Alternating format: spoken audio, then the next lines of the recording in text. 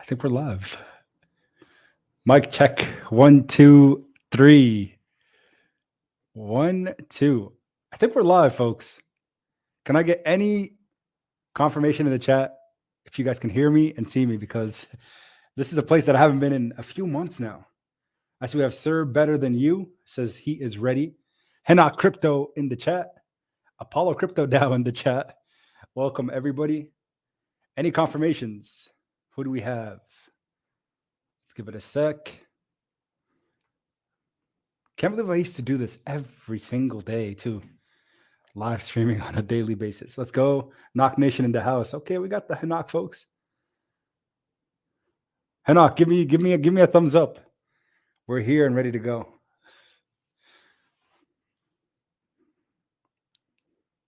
Confirmed. All right. I guess we are live then. Well, hello everyone. It's Ahmed, and honestly, it's been a while since I've done a live stream. I was looking back, and it looks like this is the first live stream in over 4 months. And this is the first Apollo Crypto DAO update since 7 months. So what I did was I went back and watched a live stream where I had Matt Johnson on last time, as well as one of the active community members and also one of the core team members, Caleb.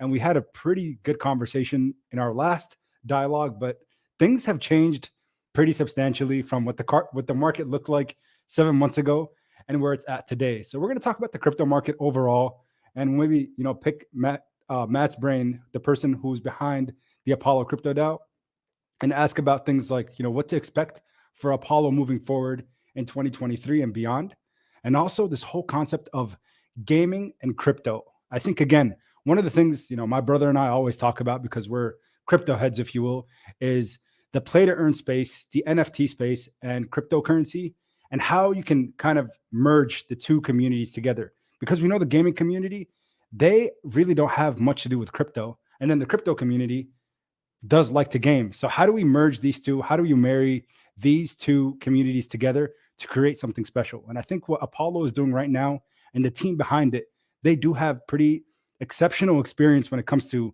the gaming industry and development, and also just again people who have a good idea of how we can bring these two spaces into one. So again, I want to welcome everybody to the stream. If you are new around here, make sure you smash the like button so we can get the stream out to more people. The end of the stream does not mean the end of the video, but instead that's when things start to actually go out into the real world. So again, make sure you smash the like button, consider subscribing, and welcome to Mr. Matt Johnson. Hello, hello. Hey, Pop, how are you? Good. How are you doing, Matt? Oh, I can't complain, man. It's great to see you. It's been a while. Yes, sir, it has. And I'm very excited for this conversation because, again, I think a lot of people have questions. We have 65 people right now viewing, and we just want, to learn about what Apollo is doing, what things are going to look like moving forward. But also, let's just get some updates because it's been a really long time since we've talked. Sure. So, yeah, Matt. So how are things going, in life, crypto? Things have been kind of crazy over the last 7 or 8 months. Yeah, it's definitely been my first experience in the hills and valleys, I guess you would put it, the rides up and down. But, like I said at the beginning, when we first talked, is like we're in this kind of for the long haul. And, we can weather any of that pain as long as we feel like we're meeting our project milestones and delivering on our commitments. And I just did a State of the DAO, which is kind of what we're planning as our annual big presentation on vision, last week. I think you saw it, and Absolutely. we talked about it a little bit yesterday.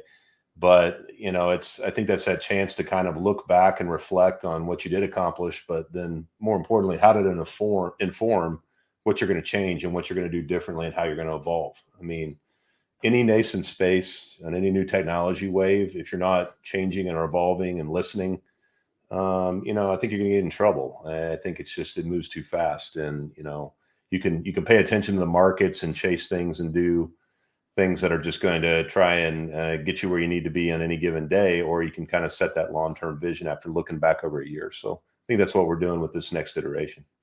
Love it, man. And again, you mentioned the market has been not been in its best, shape. And obviously it's because of so many different things, the Fed's tightening and people just assessing their own risk appetite, changing Sure. things up when it comes to, speculative plays, that kind of thing. But the Apollo never stopped working. And one thing that I actually mentioned when reviewing our previous live stream is at the end of it, we kind of discussed, you know, the projects to look at and things to look into as more long-term investments is you want to assess how the team performs during bear markets.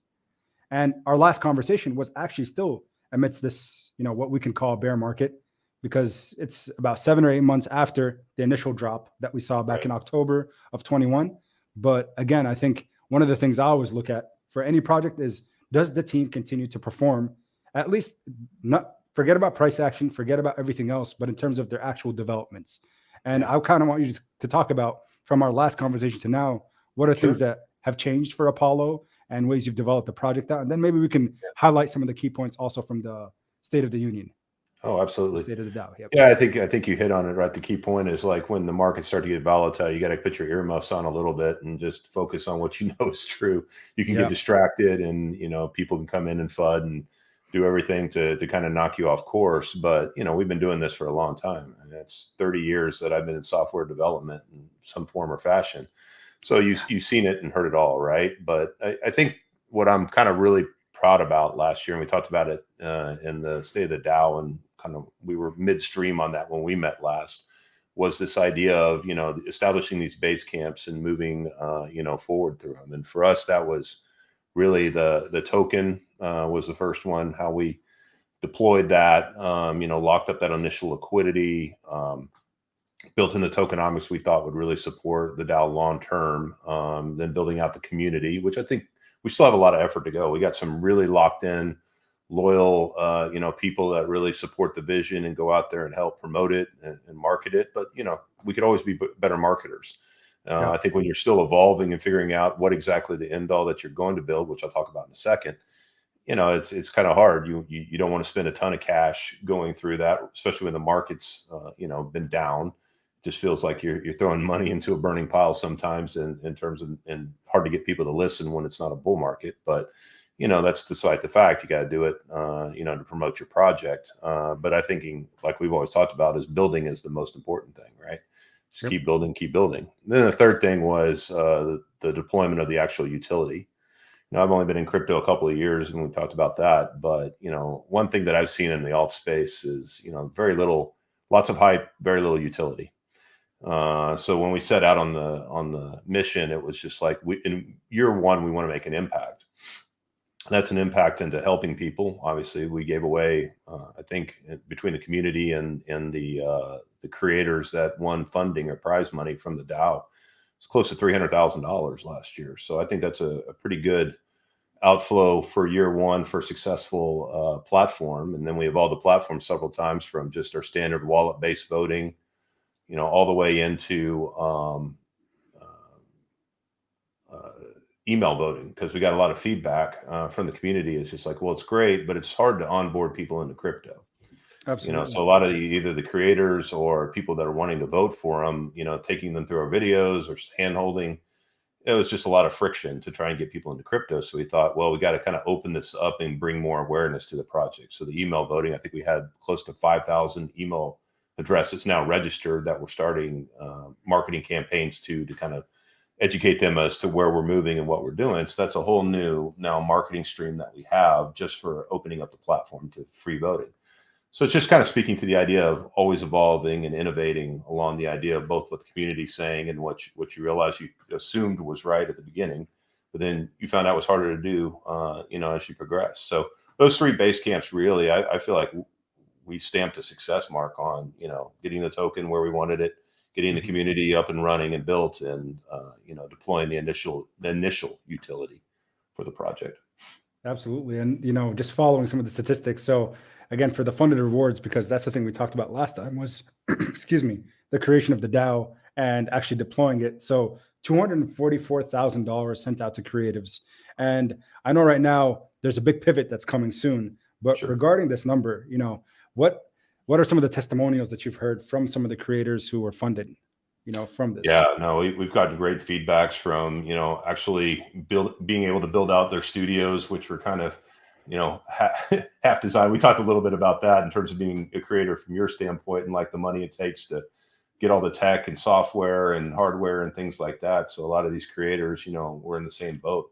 So building that kind of stuff out. Several of them have actually held their bag. We had a tremendous amount of people that stayed in the project, believe in the future vision, and still participate in the community every day, that say, I didn't sell any of it just because I want it to be something even larger when I decide to use it for my purposes. And some created custom works and stuff like that they had a vision. Some used it for school. We had a young man that was getting ready to graduate from high school and go to college, so that really helped with that aspect of it. And that's what we tried to do at the beginning. We didn't really want to put any rules or parameters on what the creator could do with it. It's just who had the best pitch and the best connection with the community to be able to solicit votes for their project vision or future. I love it, man. Yeah, that's super exciting because I think again, there are a lot of projects out there right now that are almost trying to, do what Apollo has already accomplished. And that is again, looking at different ways to fundraise or help individuals that are pursuing, whatever purpose that they're going for, especially as creators, because it's not really the activation energy for the space. It's very difficult. And as you kind of mentioned, your big inspiration behind this was, your own son who was a creative himself, and you realize the barriers that come with it because there's so much talent out there, but Right. again, just the funding isn't really there. But if you look at it from for me, I have a background in STEM, and I know how easy it is to go out and look for a grant if you're doing something like scientific research, say, Right. or something along those lines. You get things like grants from the NIH or the National Institute of Health or bigger organizations that are funded by the government. But for musicians, creators, there's no access to that kind of funding. Right. So it's really cool that Apollo, went about it the way they did and created this DAO and, funded over almost $250,000, which is just insane to even say. And like I said, one of the big learnings was, it really was a challenge. You got a lot of stakeholders to satisfy here. You have people that are investors just to, invest in the token long term. You've got, people that are voters. You got people there's probably 4 or 5 different stakeholders in all this to satisfy each. But one of the challenges that we found we had is just like I said, it was really hard to get people into voting. And then as the market started to go down, the outflows from the DAO got larger and larger to make it a significant amount of capitalization for these people. So, I think that's where we started to look at, and the wheels started to turn of like, well, what can we do to hyper focus within the Web3 space? Went down this whole path of NFTs, which, obviously is a form of creator and creative art too, that we can get through, but it's people that are more attached to the crypto space that really understand it, that won't have the same challenge of getting into it. So we partnered with a couple communities like Dankbots and the regulars at the end of last season for a little sponsorship on the contest. But that's really what got the wheels turning on this idea of like, well, where do we think the big opportunity moving in the space is, and how does that combine with our idea of competition, which is Right. all this was built on, like you have it up there, our roof is competition, right? Still service people, but bring in kind of these middle columns that, align with our values and bringing more engagement.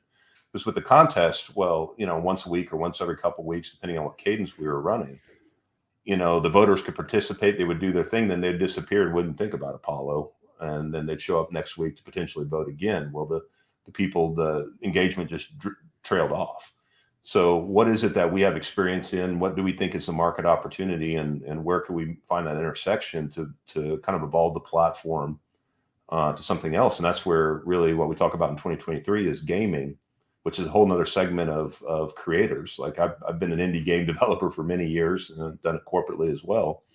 Yeah. But they need it out there too. So could we evolve this to have better engagement by providing a bunch of games for people to play, and that gets our community involved, and they can earn money in crypto through playing and engaging our games, as well as then kind of reconverging this at some time with the contest to say, how do we incubate game creators that have either something on the shelf or an idea that they want to build that could possibly go into our arcade, which feeds our ecosystem as well. Or NFT developers that have something that, imagine designing an NFT that plugs into a game that puts a different skin or theme or different features or mechanics into it that can be represented by a brand. So a brand buys a sponsorship and gets a specific theme to a game, gets their engagement, gets ad placement, things like that within the games. So it's incredible. And I think one of the things that, makes me super excited about what's coming with Apollo and the new gaming direction that you guys are headed towards is the fact that your background in game development. So a lot of crypto projects came out with this narrative that we're going to create a play to earn game. We're going to create a play to earn game. But the thing about it is none of them have any experience in game development. So what did they do? They went out, looked for some AA or AAA gaming studios to work with, and nothing ever came about for most of those projects, unfortunately. First of all, they didn't have sufficient funding.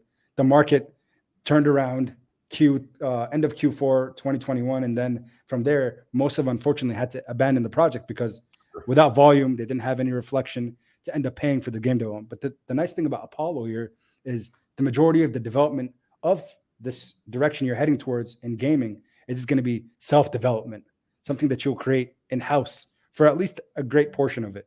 So maybe, Right. Matt, this might be a good time for you to kind of tell and talk about your background in gaming, because I think that's probably the most incredible aspect of this, development Sure. aspect. Yeah. So maybe you can tell us a little bit more about Yeah, no problem. Like, not to sound too old, man, but when my it. dad bought me a TRS-80 Commodore 64 when I was a kid, I started writing text adventure games. So if you want to go way back, it started in the 80s, doing that. But one that you got up there was really the transformational idea of like, how does games intersect with culture and, the internet. So in 99, that game in front of you right there, Elf Bowling, I was a producer on that team. And we just thought we'd do a funny Christmas card, which is a little executable or self-contained program that we could send out to our clients. I think we had about 30 or 40 of them at the time, and say, Merry Christmas, play this little bowling game. It's funny, Yeah. irreverent, got some stuff like that in it. And over the course of 2 weeks leading up to Christmas, this thing ended up getting passed around and played over 50 million times. Which for back then, that's a pretty big number. I mean, I guess it's a big number now, but Yeah. I'm like, that's any time of any time of day. yeah. That's an But we insane we amount. we immediately realized, man, we're onto something. Radio stations were calling. They were playing this live. They wanted, do interviews and things like that. And so this whole idea of like, wow, viral gaming or attaching a brand to a game, advert gaming is kind of what they called it then. There's some power to this because these are sticky points where a brand could get in front of a person.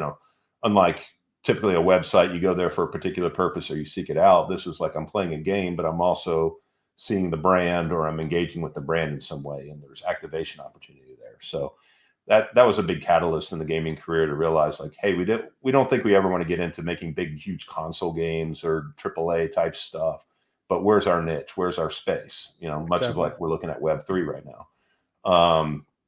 So that game was a big catalyst, and then we ended up doing games for Nabisco and Procter and Gamble and a ton of different brands that were just looking for new and creative and innovative ways to do that. And then like you showed down there before, like doing work for big brands like WWE and The Rock, kind of went to higher realms Yeah.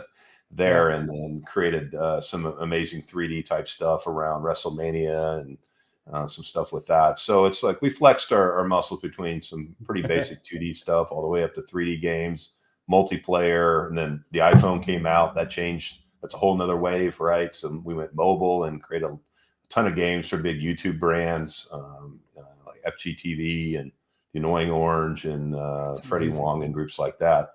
As well as some, corporate and advert game type stuff still for Baker Hughes. That's a drill bit company in South Texas, and we did 6 games for them. So this idea of like corporations and brands realize the power and the stickiness of games, like that was that was there. So I was fortunate enough to be on the forefront of a lot of those. Yeah. It's honestly so incredible. And just seeing, again, some of the past work, it's amazing. And I think again, like the opportunity that comes with being a part of this crypto community as a whole is you get exposure to so many different projects. And all of us, regardless if that was last week or if it's next week, we are still at a point where crypto is so new and we don't know what direction it's heading in the future, that if you ask, am I too early? Am I too late? In terms of crypto as a whole, I will always say, I think for the next year or two, we're still considered early investors, right? Oh, sure. Because Yeah. of it's such an immature space, and one piece of news can make Bitcoin go down by 30, 40%. But Right. with that same token, the opposite can happen as well. So I think, with what is happening right now, especially when you look at some of these newer tokens like Apollo or anything else, there's a window of opportunity. And Sure. I mentioned, and I've seen some of the comments too, and I see some people are like, what happened to this token or what happened to that token? At the end of the day, when it comes to crypto, I treat it personally like an angel investor. And that is, if 1 in 10 projects you invest your money into are a home run or do a 10 to 100x, you have successfully navigated the angel investing route of investing, if you will. So I think, Right. again, there are a lot of projects that have failed 100%, but there are some that continue to build that show us there is some probability, more than 50% probability, as long as the crypto market confirms or, does what it should over the next while. These are projects that will succeed. And I personally think that Apollo is one of them. I do. Because of, I again, go ahead, Matt. Sorry. No, I appreciate that. I think you hit on some good points there. Whether it's you only invest what you can afford, and that's an important thing. I hate to see these stories of people putting everything into anything. Yep. I think that's just a risky approach to life in general, and that's coming from an issuer or a person that deployed the token, right? I mean, Right. it should be a personal balance, but this idea of like finding, you hit on the points, like who's the team that has committed and delivered, who's the team that listens to the community and involves their input, and then who's the one that has the chops in the background to make something happen. That's typically what I look for. But the funniest thing I found in this space is just the lack of patience. I mean, I think we live in a very world full of immediacy now, of course, right? That's not going to change. But when I've invested in small companies in the past, I usually have a 3 to 5 year timeline of expecting any kind of signal of, I mean, that's pre-revenue. That's the idea of like, I invest in a company and they're going to burn cash for several years in the hopes that one day they get their product right, and the marketing and everything that comes with that. And then great, I might have a great return at that point. But I feel Yep. like people in this space might put in, $100 today and be frustrated that it's not worth 500 a week from now, because I mean, I just think they've heard the stories and they have this kind of lottery mentality. But we set out to do something different here, and that's just, we're going to build, we're going to keep an eye on all the metrics and all the important things of the project. But building trust is what's going to take several years, and evolving the platform will take time. Not saying that we're not hitting these base camps and that will go as the market improves and we'll have higher capitalization. Sure, that's everyone's goal. Yeah. But good business regimen isn't rooted in chasing, a price. Absolutely. I totally agree. And I think, again, what we saw in 2021 was incredible. Like being able to double your money overnight, triple your money overnight. It's cool. Like, sure. But that's not what you call smart money. That's what you call really dumb money, in my opinion. Right. And I'll admit, I personally traded some of those type of tokens that were considered dumb money. But with that same token, I also diversify my portfolio and try to identify plays or tokens that will be around maybe in a year or two. And again, I say the word maybe because we don't know where crypto will be in a year or two. That's the truth behind it. Because it takes one statement of saying, oh, well, the space is going to no more Bitcoin or no more crypto in the US.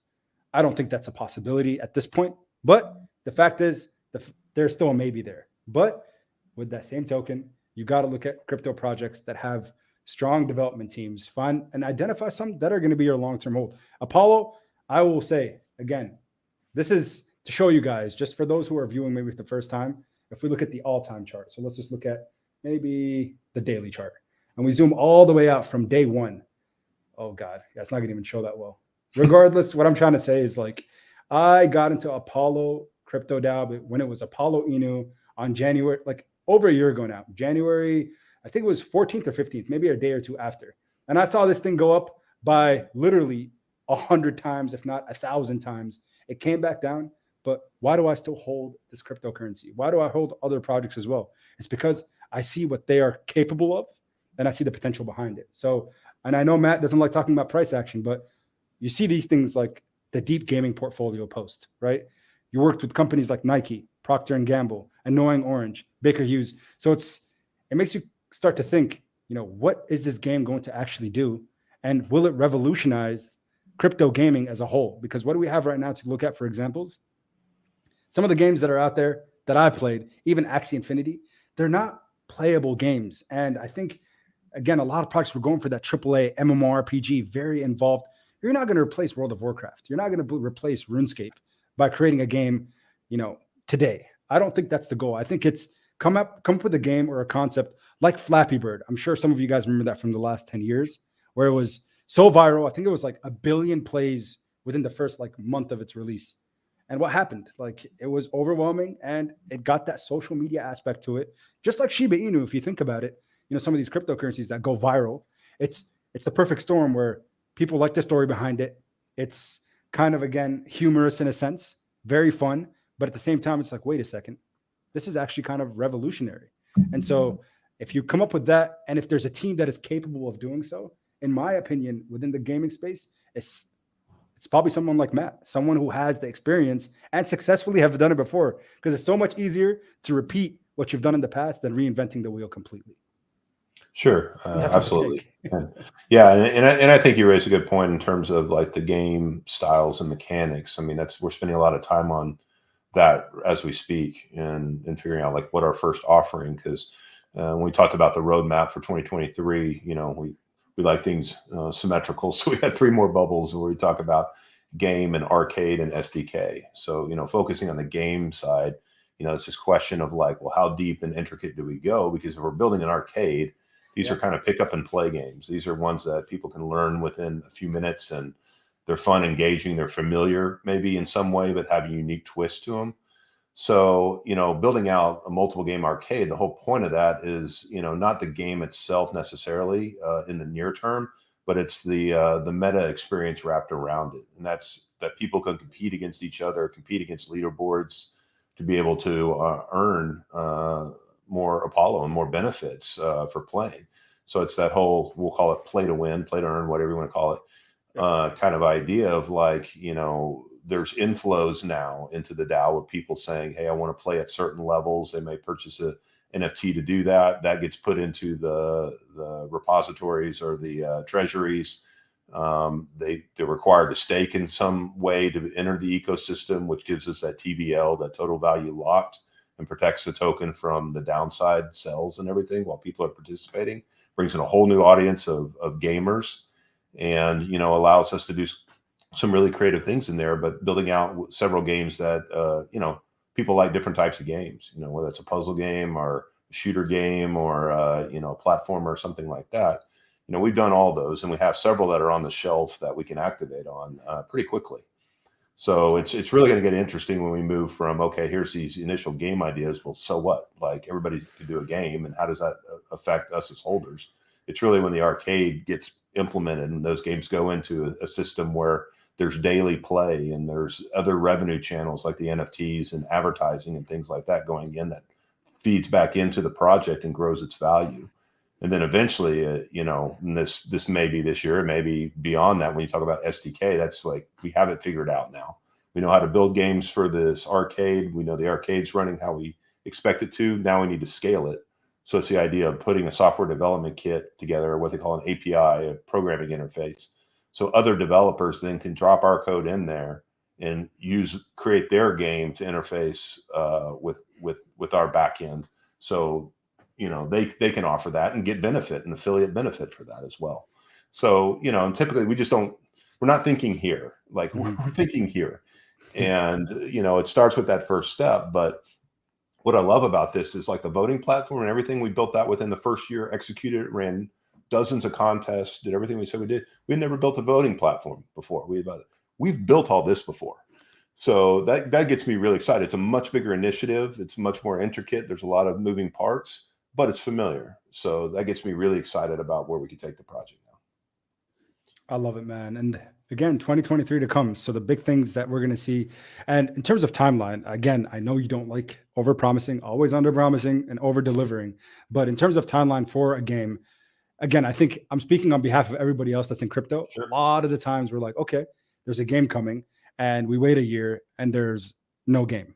So what do you think is, like, based off your previous experience with developing games, how long does it actually take to create, develop, and publish a game for people to use on their phones? So the type of games that we're talking to fill out the initial arcade. And again, we're working on an idea that might be a bigger thing, not an or thing.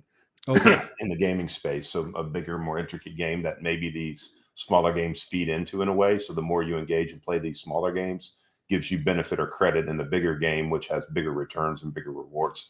But the smaller games, you're talking a couple of months, probably to execute on each one of them. So I think for sure we have a game in the summer, if not a couple. So there you go. Well, okay then. So, I mean, we got a few months out before we can expect some of these games to actually be, live and playable. But at the same time, I think, again, for those of you that are newer to the space, understand that right now you can go and visit all the things we mentioned. So you could see some of the Matt Johnson's portfolios, and that's something that's directly on both his Twitter. And I think you also have a LinkedIn that's public, if I'm not mistaken. Yeah, I do. Yeah. Yep. And then also, the other thing I was going to talk to you about that we always talk about in previous streams was the Trello board, and that's where people can kind of see where progress and everything is heading.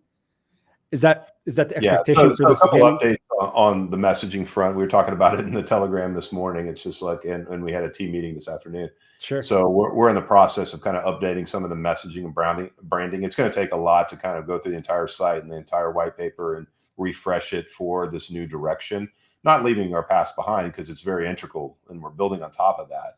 But we need clear messaging to the gaming side again. So there's that website area, but the same thing with the Trello board. It's mostly on the voting utility. So within a week or two, you're going to see a brand new Trello board with all the initiatives that you could track for what we're doing in gaming as well. I'm super excited for it. And again, I think Apollo is going to be one of those that's going to be super interesting to see it grow. And again, I understand the jump from, this micro cap meme coin start, because I think you guys played it smart with the whole idea of making that. For those of you who don't know, Apollo used to be Apollo Crypto DAO used to be Apollo Eno. And I think any token that had Eno in it attracted investors in 2021 and beginning of 2022. Of course, things are shifting and we don't know what's going to be the big thing for next crypto run. But my assumption, and it's not just me, I'm talking, Alex Becker, one of, if probably the biggest influencer in crypto, says that the play to earn games that are building during this bear are going to be the winners during the next bull run. Not my words. So again, really excited to see what Apollo does. And I was going to actually make, if there was any one or two questions, I see Hanak has been probably the most active in the chat. And if you guys don't know about Hanak Crypto, for those of you watching, maybe for the first time or just stumbled upon this live stream, I would recommend, if you want daily updates on Apollo Crypto DAO, I would look at Hanak, because this man invested more money than most people would ever in any crypto project. And he has a whole challenge behind it, which is the $1 million to $100 million challenge. And of that 1 million to 100 million, you can see here that Apollo is pretty much 99.9% of the portfolio. So he's all in. And I think there's good reasons why. He really sees the narrative, as I do too. And I'm really excited to see this challenge, explode. And in addition, just to see the success that Apollo has with it. So if you guys have questions, that'd be epic. And I see one person, Abdullah, says, and I think Matt just answered this question, what happened to the Trello board for the Apollo website? And we just answered that. So yeah, I guess the old term of under construction. We got a lot of new tasks that have to be put into there. And, like I said, any new initiative like this starts with kind of a detailed strategy phase. So we daily whiteboard sessions, lots of meetings where we're planning out like, hey, what have we done in the past? Could we use that? Do we need to write something net new here? What are all the ancillary things that go around it? So anytime that you're talking about a true software development project, it's what we call agile design and development. So we have these sprints that we plan for, we execute, and then we have retros on and talk about what went right and what went wrong, and then build on that. It's just kind of an industry accepted process in what we do. So it takes a little bit more time, but trust me, it's better than working yourself into a corner and not being able to deliver on a product. Absolutely. Absolutely. And I'm excited, again, from a overall global crypto. And I was going to ask your opinion, Matt, about, the crypto market after, especially yesterday, with the Feds finally slowing down, how quickly they're raising these rates. What do you think in terms of, your personal outlook? That doesn't have to be financial advice, and it's not, but just your. I think that you have this kind of tale of, corporate earnings and, hopefully what they call the soft landing versus the hard landing. It doesn't lead to a lot of job loss. I think that's what's been keeping this kind of bullish mindset in the market right now, is corporate earnings really aren't that bad and job losses really aren't occurring. Or I'd say maybe job losses are occurring. That's Sure. fair to say, but some tech layoffs, right? Like salaries and things like that are still very high, and that's not seeing the hit yet. I think you have this whiplash effect of like what they did 3 months ago probably won't come into effect into the market until a couple months from now.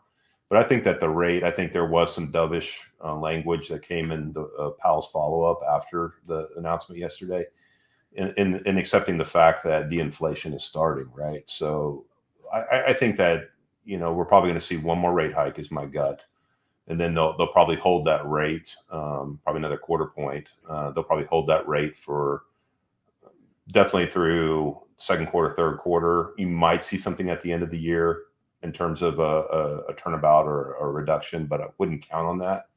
Gotcha. But it's been interesting to see. I mean, I think crypto has just kind of bucked what you would think is the true reality. But disposable income goes down when people lose their jobs. So that's what we got to hope doesn't happen here with the hard landing. Is it leads to job loss. But it's been kind of fun to see how resilient it is.